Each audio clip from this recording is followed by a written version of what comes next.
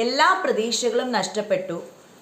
സ്വന്തം വധശിക്ഷ നടപ്പാകുന്നതിന് കുറച്ച് മണിക്കൂറുകൾക്ക് മുമ്പ് തൻ്റെ വധശിക്ഷ നീട്ടിവെച്ചു എന്നുള്ള ഒരു ന്യൂസ് കേൾക്കുന്ന ഒരു അവസ്ഥയിലാണ്.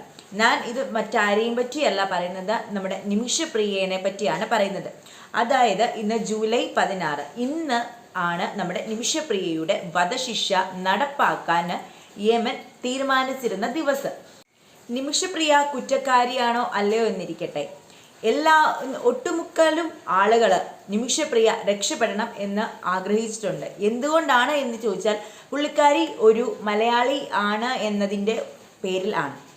അതിനുപരി ഇതുപോലെ മറ്റുള്ള ആളുകൾ ഇതുപോലെ ഒരു വധശിക്ഷയ്ക്ക് കാത്തു കിടന്ന് ആളിച്ചിരുന്നത് അബ്ദുൾ റഹീമിൻ്റെ വധശിക്ഷ മാറ്റിവെക്കാൻ വേണ്ടിയിട്ടാണ്. അന്ന് നമ്മൾക്ക് എല്ലാവർക്കും അറിയാമായിരുന്നു അബ്ദുൾ റഹീം ഇതിൽ കുറ്റക്കാരനല്ല എന്ന്. അതായത് അറിഞ്ഞുകൊണ്ട് ചെയ്ത ഒരു കുറ്റമല്ലായിരുന്നു, അറിയാതെ പറ്റിപ്പോയ ഒരു കൈപ്പിഴവിൻ്റെ പേരിൽ നടന്ന ഒരു സംഭവമായിരുന്നു എന്ന്.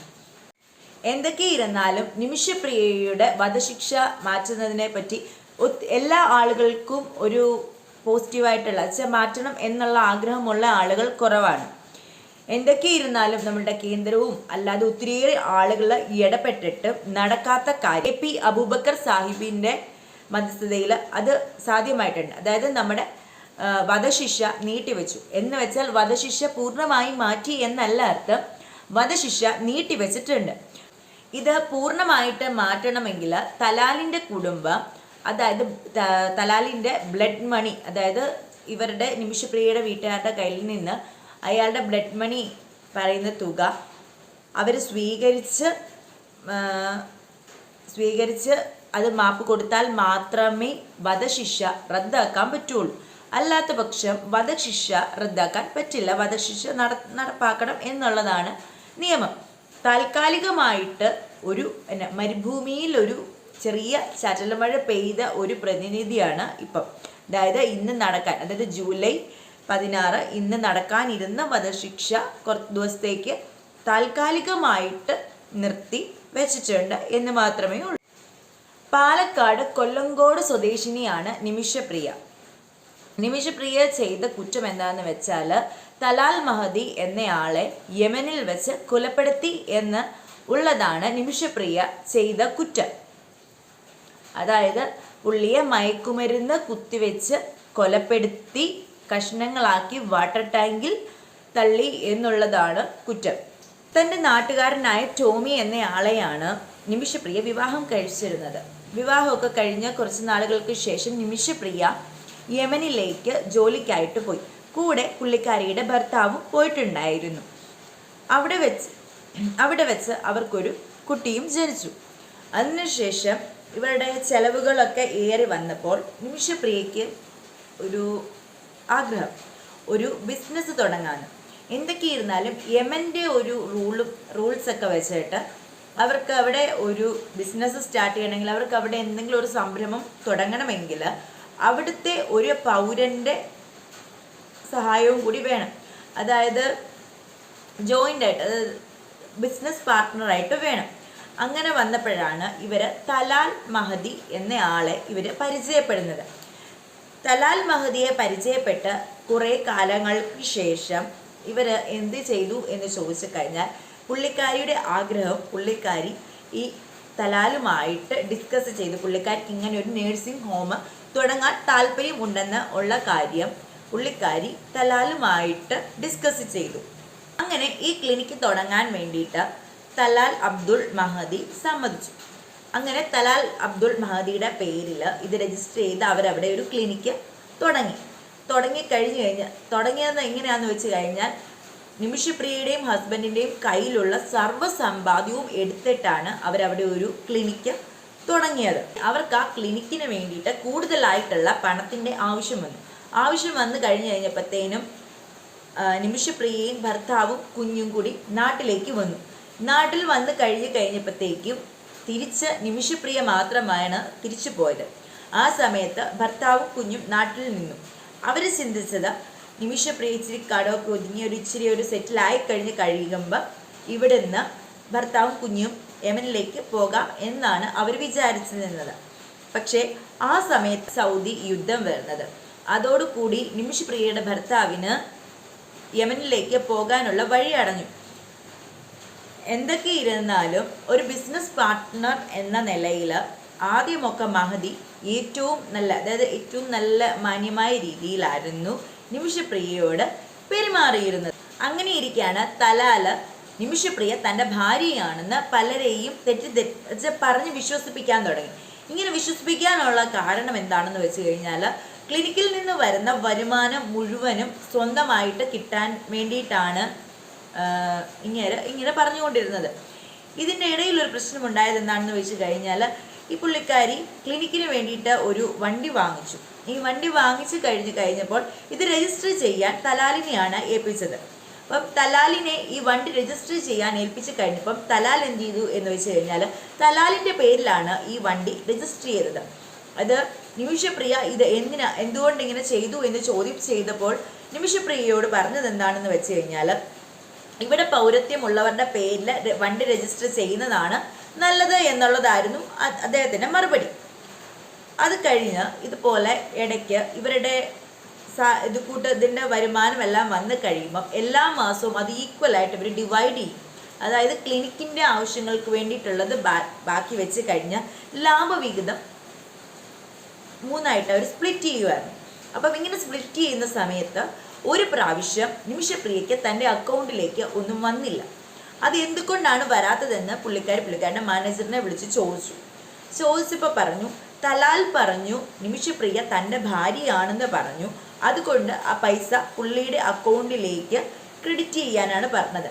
അപ്പം ഇത് തലാലിൻ്റെ അക്കൗണ്ടിലേക്കാണ് ഈ പൈസ ഇവർ ക്രെഡിറ്റ് ചെയ്തിരുന്നത്.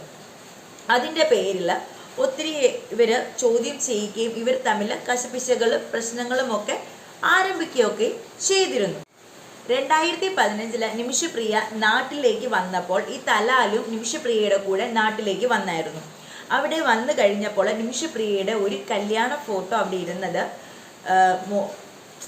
മോഷ്ടിക്കുകയും അത് വെച്ചിട്ട് അത് മോർഫ് ചെയ്ത് അത് അവരുടെ കല്യാണ ഫോട്ടോ ആക്കി മാറ്റുകയൊക്കെ ചെയ്തിരുന്നു. അപ്പം അങ്ങനെയൊക്കെ കുറേ ഇഷ്യൂസൊക്കെ ഉണ്ടാക്കിയിരുന്നു. ഇതിന് പുറമെ തലാല് ഇവരുടെ ഒരു കള്ള മാരേജ് സർട്ടിഫിക്കറ്റ് ഉണ്ടാക്കുകയും അതിൽ കൂടി ഈ പുള്ളിക്കാരിക്ക് ഈ ക്ലിനിക്കിൽ നിന്ന് കിട്ടുന്ന വരുമാനം എല്ലാം കൈക്കലാക്കുകയും അത് പോരാഞ്ഞിട്ട് ഇത് ചോദ്യം ചെയ്യാൻ ചെന്ന് കഴിഞ്ഞപ്പോൾ മാനസികപരമായിട്ട് പീഡിപ്പിക്കുകയും ഈ പുള്ളിക്കാരിയുടെ കയ്യിലുണ്ടായിരുന്ന നിമിഷപ്രിയയുടെ സ്വർണവും പാസ്പോർട്ടും എല്ലാം പിടിച്ചു വയ്ക്കുകയും ഒക്കെ ചെയ്തു. ഇത്തരത്തിലുള്ള പീഡനങ്ങളൊക്കെ സഹിക്കാൻ വയ്യാതെ വന്നപ്പോൾ നിമിഷപ്രിയ എന്ത് ചെയ്തെന്ന് വെച്ച് കഴിഞ്ഞാൽ യമൻ പോലീസിൽ പരാതി നൽകിയതോ നിമിഷപ്രിയയ്ക്ക് വിനയാവുകയും ചെയ്തു. അതെങ്ങനെയാണെന്നല്ലേ, അതായത് തലാൽ എന്ന് പറയുന്നത് യമൻ പൗരനാണ്. അത് കാരണം നിമിഷപ്രിയയാണ് പോലീസുകാർ അറസ്റ്റ് ചെയ്തത്. ഏകദേശം 6 ദിവസത്തോളം നിമിഷപ്രിയ ജയിൽവാസവും യമനിൽ അനുഭവിച്ചു. അത് കഴിഞ്ഞ് പുറത്തിറങ്ങിയ നിമിഷപ്രിയയുടെ അവസ്ഥ പറയണ്ടല്ലോ. തലാല് ഇതിൻ്റെ പേരിൽ നിമിഷപ്രിയയെ ക്രൂരമായിട്ട് മർദ്ദിക്കുകയും ഒക്കെ ചെയ്തു. അപ്പം ഈ മർദ്ദനവും ഇതുമെല്ലാം സഹിക്കാൻ പറ്റാതെ വന്നപ്പോൾ നിമിഷപ്രിയ ഒരു കാര്യം തീരുമാനിച്ചു, എങ്ങനെയെങ്കിലും ഇയാളുടെ അടുത്തിൽ നിന്ന് രക്ഷപ്പെടുക എന്നുള്ളത്. അപ്പം ഇതിനായിട്ട് പുള്ളിക്കാരി കണ്ടെത്തിയ മാർഗമായിരുന്നു മയക്കുമരുന്ന് കുത്തിവെച്ച് ഇയാളെ ബോധം കെടുത്തിയതിന് ശേഷം പുള്ളിക്കാരിയുടെ പാസ്പോർട്ടും സാധനങ്ങളും എടുത്തുകൊണ്ട് രക്ഷപ്പെടുക, ഇയാൾ ബോധം തെളിയുന്നതിന് മുമ്പ് രക്ഷപ്പെട്ട് പോരുക എന്നുള്ളതായിരുന്നു പുള്ളിക്കാരി കണ്ടെത്തിയ മാർഗം. അപ്പം ഇതിന് പുള്ളിക്കാരിയെ സഹായിക്കാനായിട്ട് ഹനാൻ എന്ന ഒരു സഹപ്രവർത്തകയും കൂടെ പുള്ളിക്കാരിയുടെ കൂടെ കൂടുകയും ചെയ്തു. ഹനാനും നിമിഷപ്രിയയെ പോലെ തലാലിൻ്റെ അടുത്ത് നിന്ന് ഒത്തിരിയേറെ പീഡനങ്ങൾ സഹിക്കേണ്ടി വന്നിരുന്നു.